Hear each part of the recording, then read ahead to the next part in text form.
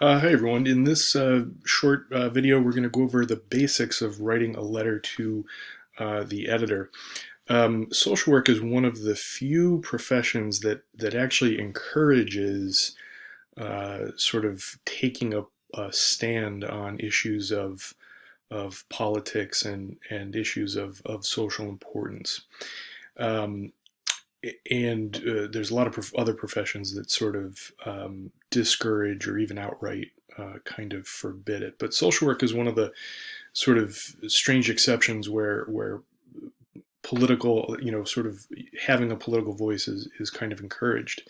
And so social workers have a variety of tools available to them to attempt to influence public opinion. Um, that could be meeting with an elected official, attending a meeting, contributing comments on a bill or a policy, or it could be something like writing a letter to the editor. And the nice thing about letters to the editor is that they're short. They go to newspapers, whether they're dailies or weeklies, whether they have a big circulation or a small circulation. Um, they don't take all that long to write, and they go to one of the most widely read parts of a newspaper. And so the whole point of a letter to the editor is not to influence the opinion of the editor, but it's to influence the opinion of the readership of that particular newspaper. Um, and like I said, they're short, 250 words or less. That's a couple of sentences, couple of short paragraphs, maybe two, medium-sized paragraphs. Um, they're often letters to the editors are often sort of emotional and compelling. They sort of get right to the heart of the matter, and they're often local. And so, what do I mean by local? Well, the writer often has a personal connection to the issue, or the writer states very explicitly how that issue affects the local community. There's often a call to action. Got to have a more thorough sort of content slide here coming up in a second. But because this is sort of a public statement of an opinion, they're often professional in tone and in syntax. So you sign your name, you address it to, you sign your name and you include, typically your town or community of residence. Um, you often address it, sort of formally, like dear Mr., dear Mrs., depending on who the editor is. Um, so they're often written sort of like formal letters. Now, a lot of newspapers these days have accept email submissions, or they have sort of online submission tools. But it's typically a good idea to include addresses and names if that stuff is available. And typically, it just takes a little bit of poking around a website to find out the editor's name. So, a couple of specific components: salutation, which is a dear so and so, a statement or two of what the letter is about, a statement or two of why the issue is important, um, a couple of statements about the evidence for claim, or the evidence for why that claim is important, and then a call to action, and then a closing. A sincerely your name and town of residence. So I've put in this recent example from the New York Times, and I've actually, just for the sake of space and privacy, I've cut off the salutation and the closing, but they would go here and here. Now, the New York Times is a huge newspaper. They don't have just one editor, and so typically the letters to the editor to the New York Times say um, to the editorial board or dear editorial board, something like that, and then one would simply sign one's name down here.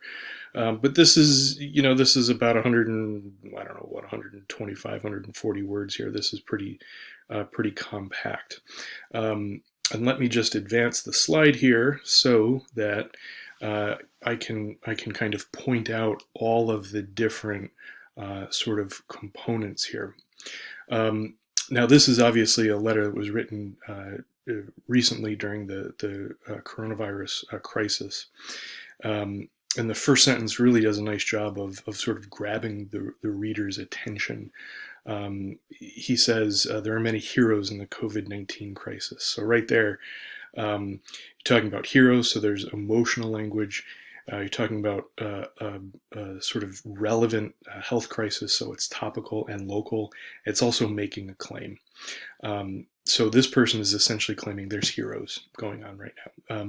So in addition to the doctors and nurses, there are non-professional healthcare workers, first responders, sanitation workers, postal workers, and the ordinary Americans who are keeping grocery and drugstores open and stocked, delivering food and packages, keeping car services, taxis, mass transit, buses and airlines running, and doing the hard, dirty, often low-paid work that allows the rest of us to work from home. So the claim here is that there's a lot of heroes, and then the evidence for that claim is sort of listed throughout here, right? Non-professional healthcare workers, first responders, sanitation workers, postal workers, and these are all the things that they're doing here. So these, delivering food and packages, keeping transit running, right? So on and so forth. That's the evidence for the claim up here. Next thing that happens is that the letter is obviously personalized, right? Now, it's pretty easy to personalize an issue like the coronavirus crisis, because that is something that's affecting all of us.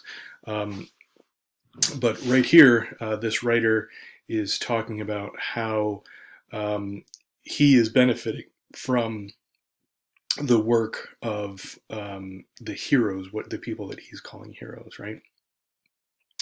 That allows the rest of us to work from home. He continues, those of us who can work remotely should be grateful to those jobs, to those whose jobs force them to expose themselves to COVID-19 daily, right? So he's making the issue very personal here. Now we get into to sort of what's the letter about and the call to action. These new American heroes must get a bonus, a belated hazard pay premium for working despite the risk, right? So this is what it's about. He's asking for a bonus. And then the call to action really is contained in the last paragraph, which is really kind of two sentences here. The Labor Department and OSHA should work together to create a list of occupations that deserve this bonus. Such workers should promptly receive a bonus payment from the federal government. So there's the call to action right there. He's calling for a bonus to the people who are sort of keeping society running and letting those of us who are able to work from home, like the writer, continue to work from home. So as I said, I cut off the salutation and closing, but they would go here and here. So for this assignment, just put myself down here, you don't actually have to submit the letter. However, you can if you want to. There are lots of small community newspapers all over New York State, and they often have the space and the interest to publish letters, particularly if the issue is local and of import to that particular community. But like I said, you don't have to if you don't want to. If you're not going to submit the letter, submit for the assignment a Word document, sort of in the format of a formal letter. So use a real local newspaper. Check the web for addresses, editor's name, that kind of thing, and then make sure you sign your name as well, so that the thing that you submit sort of approximates as closely as possible a genuine letter to the editor, right? And so when I say closing, this is what I mean here. So I've just put this in here.